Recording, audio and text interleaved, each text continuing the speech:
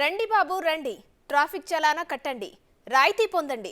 ఇది తెలంగాణలో పోలీసులు వాహనదారులకు ఇవ్వనున్న బంపర్ ఆఫర్. రాష్ట్రంలో పెండింగ్ లో ఉన్న ట్రాఫిక్ చలానాలను వసూలు చేసేందుకు పోలీస్ శాఖ మరోమారు సన్నద్ధమవుతోంది. ఎందుకు భారీగా రాయితీలు ఇవ్వాలని అధికారులు భావిస్తున్నారు. గతేడాది ఇలా రాయితీ ప్రకటించడంతో ఏకంగా 300 కోట్ల వరకు చలానాల రుసుములు వసూలయ్యాయి. ఇదే తరహాలో మరోసారి రాయితీలు ఇవ్వాలని అధికారులు నిర్ణయించారు. దీనికి సంబంధించిన ఉత్తర్వులు త్వరలోనే వెలువడనున్నాయి.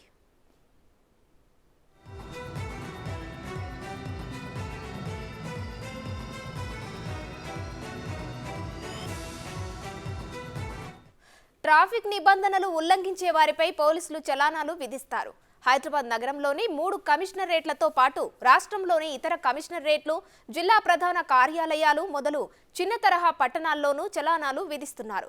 సాంకేతిక పరిజ్ఞానం అందుబాటులోకి రావడం, ఎక్కడికక్కడ సీసీ కెమెరాలు ఏర్పాటు చేయడంతో ఉల్లంఘనలకు పాల్పడే వారిని గుర్తించి చలానాలు విధించడం ఈజీగా మారింది.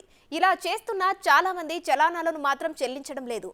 పోలీసులు తనిఖీలు నిర్వహించి వాహనం నంబరు ఆధారంగా దానిపై ఉన్న చలానాలను పరిశీలించినప్పుడు మాత్రమే పెండింగ్ లో ఉన్నట్టు బయటపడుతుంది.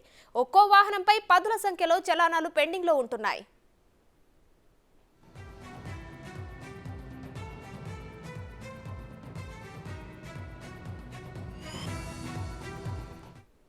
2022 మార్చి 31 నాటికి తెలంగాణలో 2,40,00,000 చలానాలు పెండింగ్ లో ఉన్నాయి. వీటిని తగ్గించుకోవాలన్న ఉద్దేశంతో గత ఏడాది ప్రత్యేక రాయితీ ప్రకటించారు. ద్విచక్ర వాహనాలకైతే 75%, మిగతా వాటికి 50% రాయితీ ఇచ్చారు. దీనికి అనూహ్య స్పందన వచ్చింది. కేవలం 45 రోజుల వ్యవధిలో 300 కోట్ల వరకు వసూలయ్యాయి. దాదాపుగా 65% చలానాలు చెల్లించారు. ఆ తర్వాత మళ్లీ పెండింగ్ భారం పెరిగిపోతుంది. గత నెలాఖరుకు చలానాల సంఖ్య మళ్లీ 2 కోట్లకు చేరుకుందని అధికారులు అంచనా వేశారు. అందుకే మరోసారి రాయితీ ప్రకటించనున్నారు. నిర్ణీత వ్యవధిలో చలానాలు చెల్లించే వారికి ఈ రాయితీ వర్తిస్తుందని చెబుతున్నారు.